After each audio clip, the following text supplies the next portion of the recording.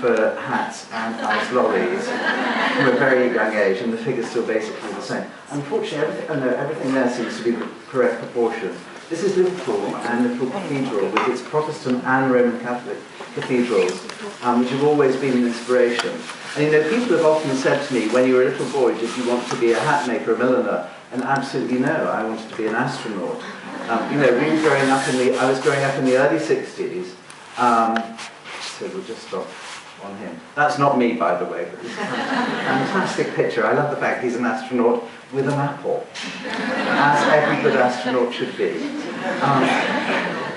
So I went to a very, very traditional boys' boarding school, and we certainly did not learn how to... Oh, am I still here? Yes. We certainly did not learn how to sew. Basically, we learned how to play rugby and run the British Empire, which, considering it had sort of all fallen apart 30 years previously, was a bit ridiculous. But I was always fascinated in art and how things appeared. And I was very lucky because even from about 5 years old, my mother used to take me around all the wonderful galleries and stately homes and gardens and things of the northwest of England. And even from a very, very early age, I do remember her saying, you know, look at that mustard with that olive green. See how they work together. And I was probably at about 7 years old or something like that. I mean, this was an extraordinary training.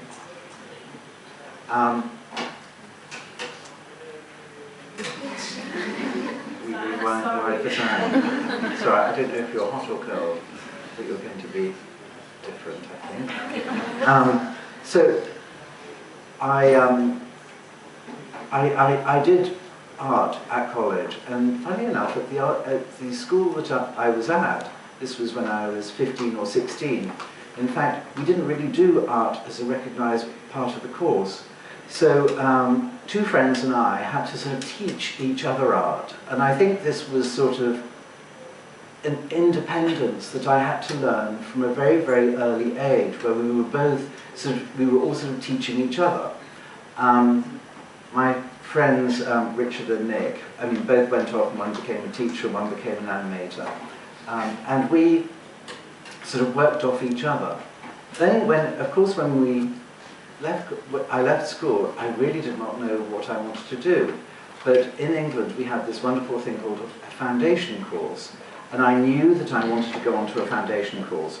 What this was, in Britain, it's 1 year in your local college, and you do a little bit of ceramics, you do a little bit of fashion, maybe textiles, maybe theatre design, painting, art, sculpture, in order that you can decide what you want to be. Because basically, when you're at school, I mean, probably all of you here were top of your art course, top of your art class. But actually, when you get out into the world, whereas in all your own schools, you were very special people because you were top of the art course, and then you arrive here and you realise there's lots of other people who are very good at it, and maybe you're not so special and not so exceptional as you thought. And certainly that's what happened to me.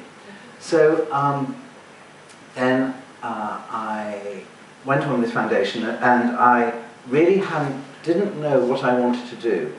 I mean, I love graphics, I love textiles, but fashion seemed to be so attractive because it was really about people, and it was really about the human body.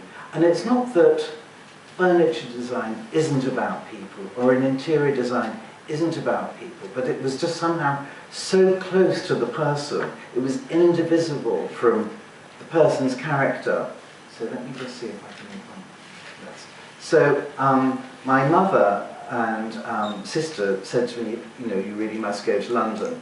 And I went for an interview at St Martin's School. So very young, you know, gorgeous.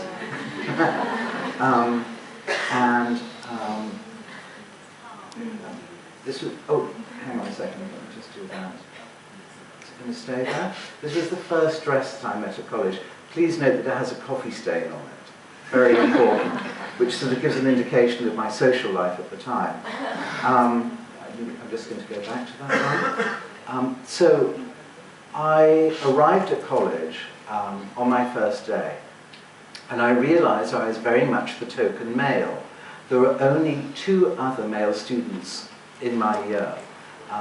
One had, and they were both older, but when I say older, it seems crazy for me now being 54, but one was like 25 and one was 28, so we thought they were ancient, but still. But still, so I came in, and it was like coming in the door like this on my first day at college, and on one side there were all these girls wearing sort of beige cashmere and looking terribly chic, and they'd all done their foundation course and were from London. And on the other side of the room, there was a little group of people, and they were punks, because this was 1976, and this was the year of punk. And there was one girl who was particularly extraordinary, and I was thinking, you know, it was very funny. It was like, should I turn left and have one life? Or so I thought, or should I turn right and have another life? And I turned right and had this other life.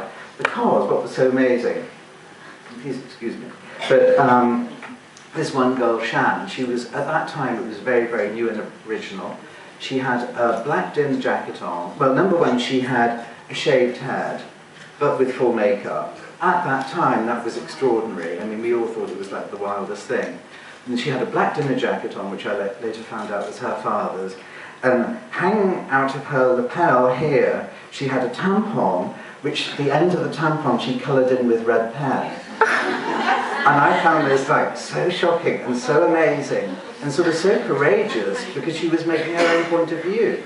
And I mean, actually it was quite funny because all the other girls were quite cool with that, but all the other men were horrified, which is a very good sign actually. But she became a very good friend of mine, and we're still in touch now. But the time at St Martin's was amazing. I actually learned more from my student friends than I did from the tutors. And even though, you know, here, of course, you will learn from the tutors, but you'll also really learn from each other. Because what makes sense in fashion ultimately is what you do for your friends, for your generation. And that's sort of my big story to you.